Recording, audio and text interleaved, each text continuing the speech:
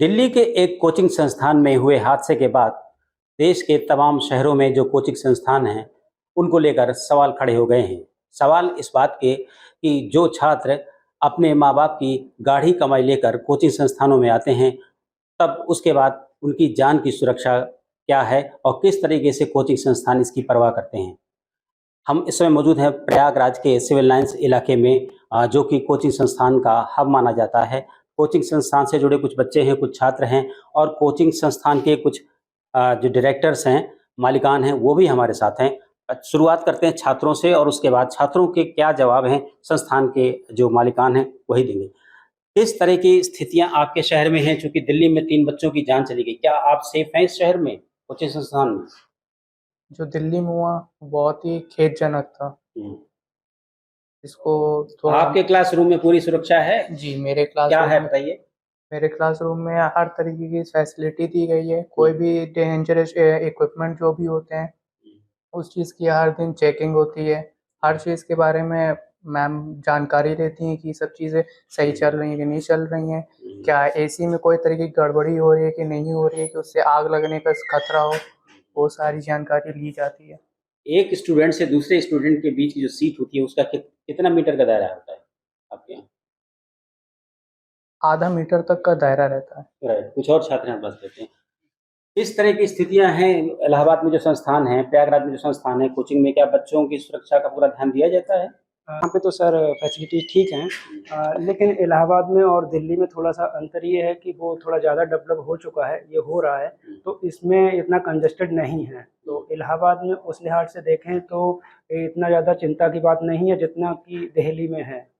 दिल्ली जैसी घटनाएं आप लोगों को परेशान नहीं करती? सर करती है, बिल्कुल करती है। हमारी एस्पिरेंट्स के लोगों के बीच में काफ़ी रहता है, आक्रोश भी रहता है। और सर इसमें एक मुझे ये लगता है कि अगर हम मान लीजिए कि कोई जिम्मेदारी ले भी लेता है, लेकिन ऐसी घटनाएं तो पहले भी हो चुकी हैं। ये 1 साल पहले भी आग लगी थी किसी कोचिंग में। तो क्या सरकारें ध्यान नहीं देती, इस पर सख्त नहीं है, या उनका बिजनेस वॉल्यूम टैक्स का इतना ज्यादा होता है कोचिंग संस्थान की तरफ सरकारों का कि उसकी वजह से वो लोग इंटरटेन नहीं करते? सर उनके बीच में वो एक दूसरे पे आरोप प्रत्यारोप का लगाते रहते हैं और उसी पे आगे अपनी राजनीति करते रहते हैं, उस पर ध्यान देते हैं ही नहीं। तो उस हिसाब से ऐसी घटनाएं देखी जा रही हैं और इस बीच में काफ़ी हो भी गई हैं। 2 लगातार घटनाएं आ चुकी हैं और एक सूरत से भी घटना आई थी। तो सर इसमें ध्यान दिया जाना चाहिए। ये जो घटना दिल्ली में घटी उसने सबकी आंखें खोल दी हैं।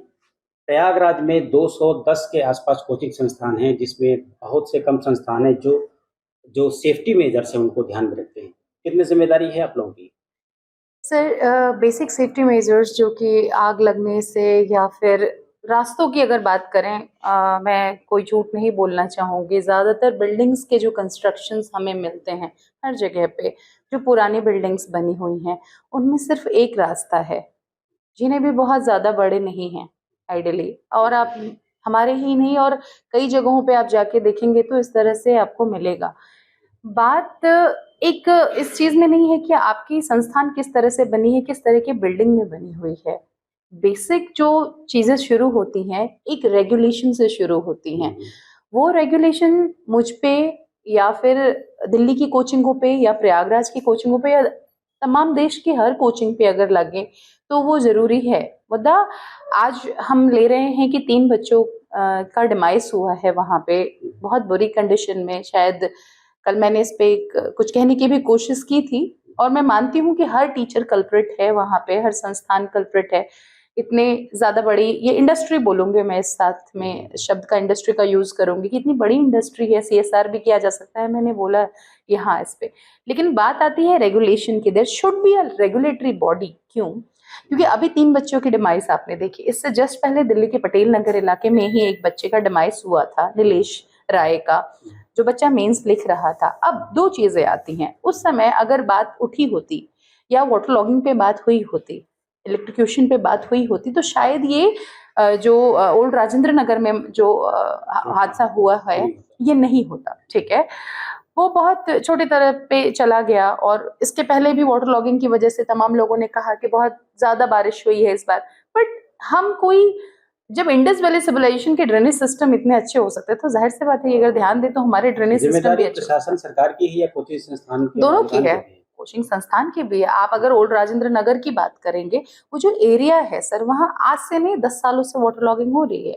दिल्ली में चूंकि उससे ही 10 मीटर दूरी पे जाके हमारी कोचिंग भी है वहाँ पे, लेकिन अगर आप कोचिंग के इलाके की हालत देखेंगे, जितनी ज्यादा उसमें पॉपुलेशन हर साल बढ़ती है, उतनी कम एमिनिटीज वहाँ पे होती जा रही हैं। ठीक है, अब जब मैं रेगुलेटरी बॉडीज की बात कर रही हूँ सर, एक बहुत इंपॉर्टेंट पार्ट यहाँ पे छूट रहा है कि आज बच्चे बोल रहे हैं यूपीएससी स्टूडेंट्स की लाइफ मैटर कर रही है। कई बच्चों ने ये भी कहा कि 2 लाख 2.5 लाख लिया जा रहा है, जो कि वाकई एक बहुत बड़ा सम है। इन सब सम के अलावा एक बात सोच के देखिए, कई ऐसे वनडे की कोचिंग्स हैं, ठीक है, कई ऐसे यूपीएससी की कोचिंग, कई ऐसी कोचिंगें हैं जहाँ पे 500 रुपए 600 रुपए में भी एडमिशन लिया जा रहा है। 5000 2000 बच्चों को एक जगह बिठा के पढ़ाया जा रहा है। हम छोटा सा भी कोई अगर एक गैदरिंग करते हैं तो प्रशासन से हम उसकी जानकारी देते हैं, हम उसके बारे में लेते हैं कि आप हमें अलाउ करें कि हमें ये करना चाहिए या नहीं करना चाहिए। लेकिन हर दिन जो हम 5-7 हजार बच्चों को बल्क एडमिशन के नाम पे जो बारूद के ढेर पे बिठा रहे हैं, क्या हाथरस वाला भगदड़ वो वाली सिचुएशन नहीं आ सकती है? आप जानते हैं कि गवर्नमेंट बीच रेमेडी क्या समाधान, क्या रास्ता क्या है? रास्ता ये है कि जैसे गवर्नमेंट ने कहा है कि आप जैसे राइट टू एजुकेशन 2009 के अंदर प्यूपल और टीचर रेशियो के बारे में बात की गई है, आप 30 स्टूडेंट एक क्लास में बिठा सकते हैं। हम मानते हैं 30 नहीं बिठाएंगे, बड़े बच्चों की अगर क्लास है यहाँ पे, या फिर हम उस तरह की एमिनिटीज देते हैं तो 60-70 बच्चे बिठाएं।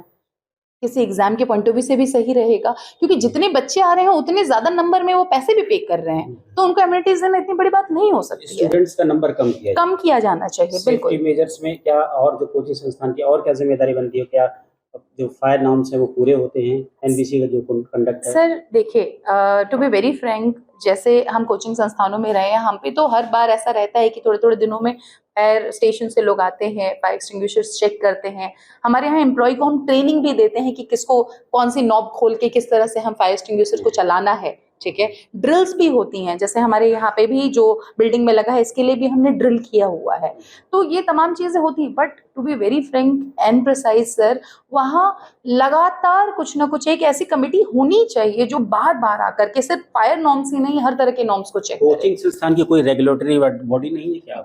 आप कह रहे हो कोचिंग संस्थानों के मेरे हिसाब से, मेरी जानकारी में तो कोई रेगुलेटरी बॉडी नहीं है। उसका होना जरूरी है, क्योंकि अगर हम कुछ हमारे ऊपर छोड़ा गया, हम वो चीज नहीं कर पाए, तो हमें रेगुलेट करने का हक है ऑब्वियसली। सर 60,000 करोड़ का बिजनेस, इंडस्ट्री का बिजनेस है आपकी कोचिंग का, जो पूरे देश भर में है, उसके बावजूद इस तरह घटनाएं हो जाती हैं, क्या वजह देखते हैं?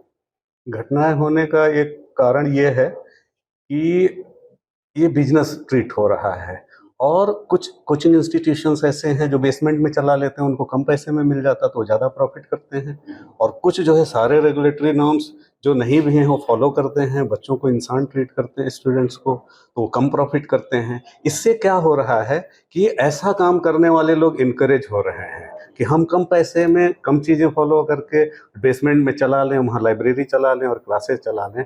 तो जैसे अपूर्वा जी ने कहा कि रेगुलेटरी बॉडी होनी चाहिए, अगर रेगुलेटरी बॉडी होगी तो हम भी उससे बंधे रहेंगे। वो एक कानूनी बॉडी होगी जो हमें ये बताएगी कि आप अगर कोचिंग इंस्टीट्यूशन चलाना चाहते हैं तो आपको मिनिमम रिक्वायर्ड एरिया कितना है, क्या सेफ्टी मेजर्स है, और क्या क्या चीज़ें होनी चाहिए। तो रेगुलेशन सरकार ने दे रखी है पहले से।